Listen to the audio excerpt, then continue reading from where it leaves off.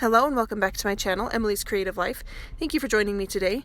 I apologize that it's been so long since the last video. I've not had the crafty mojo lately, so it's been hard to push through that, but I am creating a card today with an alcohol inked background. I'm using some alcohol inks by Ranger. I've got dandelion, stream, and red pepper here.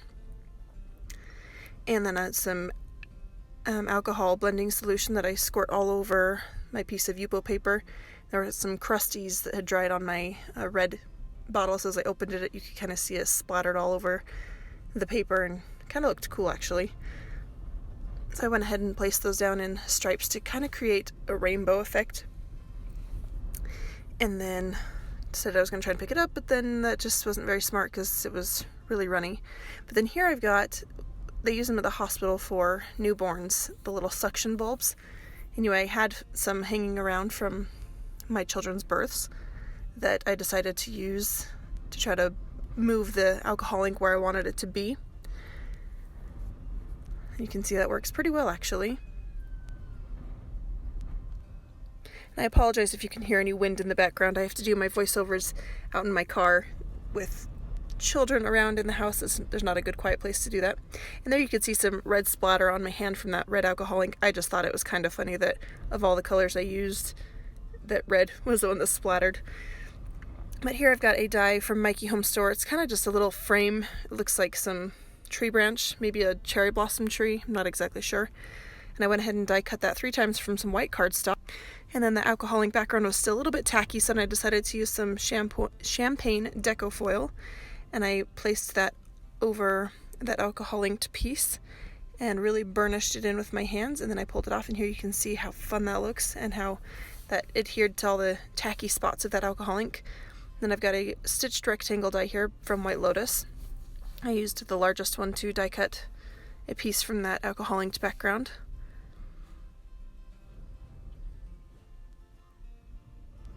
Then I went ahead and used my poker tool and removed all the little extra pieces from the die cuts. And then I used some E6000 spray adhesive, and I sprayed that on the back of one of these frames. And then I will adhere that onto the top of another frame. You can see my 3-year-old sitting right there. She wanted to watch as I made this card. And then after I got those all adhered together, then I used some Distress Collage Medium in the matte finish. Sorry, I couldn't remember the name of it very well for a minute. Anyway, and then I put that on the back of the frame and adhered that onto that alcohol inked background. And then I placed an acrylic block on there to try and let that lay flat as it dried. I used all that white cardstock was the Cougar 110-pound cardstock. I just find it on Amazon, and I love that paper. It's really smooth and a bright white.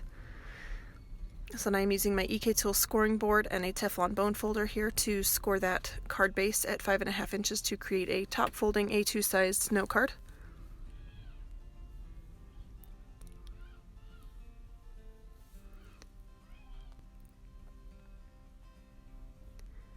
So then I decided to try and use that inner piece to see if I would like that sitting there, but I didn't like how much of the background it covered up, so I decided to not use that one. And instead I used that same little piece of cardstock and the stamp set by Gina, the friendship flower. And I will use a sentiment in there, the "You make me so happy," I believe is what it says. And I stamped that onto that little extra piece of cardstock using my stamping tool.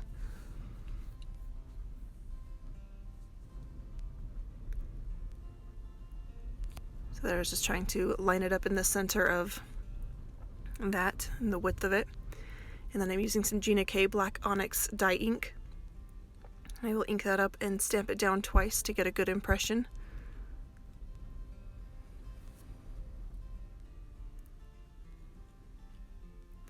And then when I have finished with that, I go ahead and pull out my Tonic guillotine paper trimmer and trim that down into a little bit of into a rectangle to add that to the center of there. And I liked that better than the entire piece of cardstock taking up the whole space. So when I finished with that, I use some Scotch 3M foam tape to adhere both pieces, the alcohol inked background and then the sentiment label onto the card base.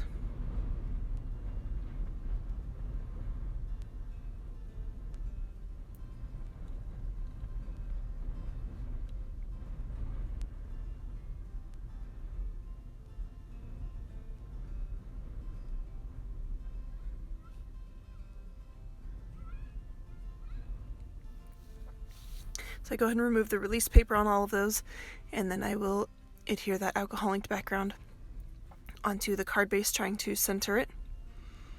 And this became slightly awkward because I had to hold my baby while trying to do this, so I have him in my left arm and trying to right-handed and one-handed create the card.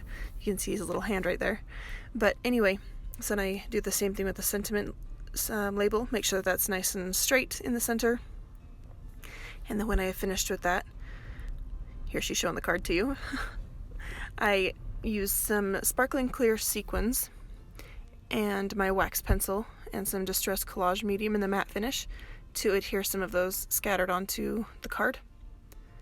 I thought it would be fun to add a little bit more shine to it, and I love these sequins, they're fun.